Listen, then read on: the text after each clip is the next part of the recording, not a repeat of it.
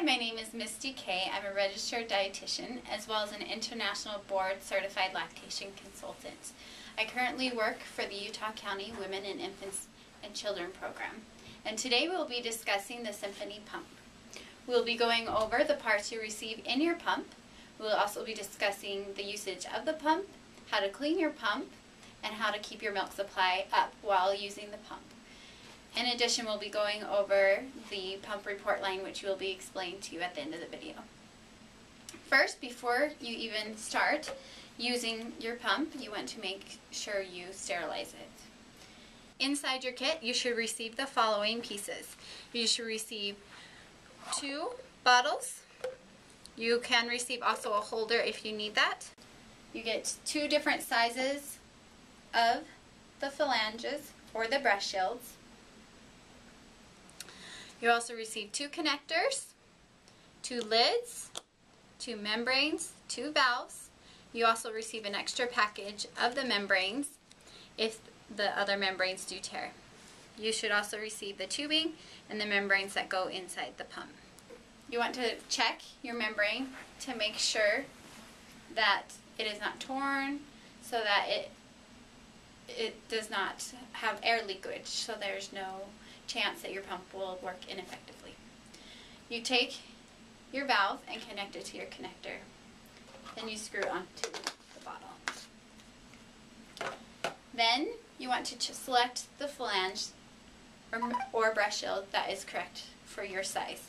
It's according to nipple size, so you want to make sure that your nipple stays inside the flange without rubbing against the edges. Once you have selected the correct breast shield size, you connect it to your connector. Then you take your tubing and your membranes and place them inside the Symphony pump. When you place them in the pump, you want to make sure you press firmly so they're in there tightly, so when you close it, it should snap. Once it snaps, your pump should be used effectively. Before we go on, we want to emphasize that this handle is only to be used for opening and closing your Symphony. We do not like it to be held or pulled because it can break the pump itself. Now that you have all the pieces together, before we turn it on, we want to turn it around. Lift up the little door with the arrow and plug in the power cord. Also, if you received one of the bottle holders, you can place it in the back of the pump so that it stays secure.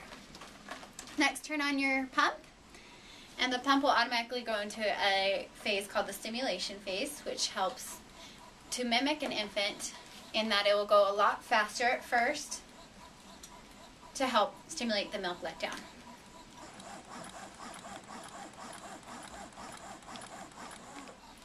Next, once your milk has let down, simply press the button with the little milk drops, and the pump will go into the second phase, which is called the expression phase. After that,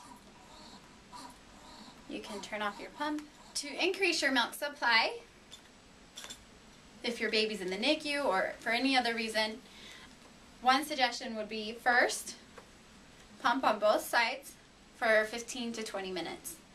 Then, take one bottle off or one shield off, then pump on one side for 3 minutes while massaging and compressing and getting out any kind of pea size or any nodules you may feel. Then once you have pumped both sides individually, take both the shields off and you're going to hand express. And what you do with hand expression is you first go away from the areola, press into the breast, squeeze together, and roll out toward the nipple. In this way, you'll maximize the most milk production and help keep your milk supply up. After that, after you've completed pumping and it's time to clean, the way you clean your equipment is make sure every time anything that's touched the milk, just make sure you clean it with hot soapy water. It can also be boiling water or dishwasher. If you do have milk that goes inside the tubing, you want to make sure you wash that. And the way you air dry the tubing is actually quite simple. After you've steamed it or boiled it in water or cleaned it in hot soapy water, you simply place it back in and turn on the pump for 2 to 3 minutes and it will dry it. Make sure that before you store any of the pieces that it's completely dry. You don't want to store any wet pieces.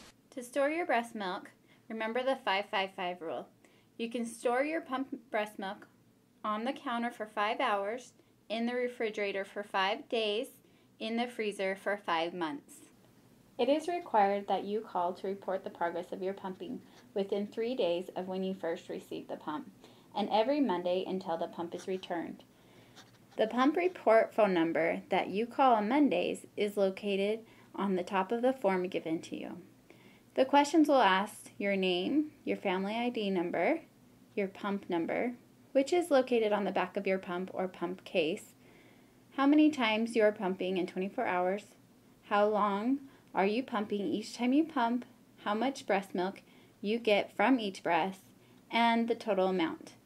How many times do you latch the baby on and breastfeed in 24 hours? How long is the baby at the breast? What is the most current weight of your baby? How much breast milk and or formula is being given?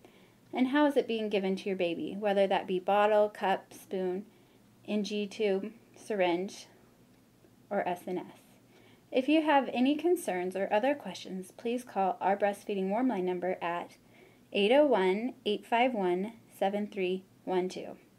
If you do not call within 10 days of receiving the pump or your last call, the pump must be returned to the clinic.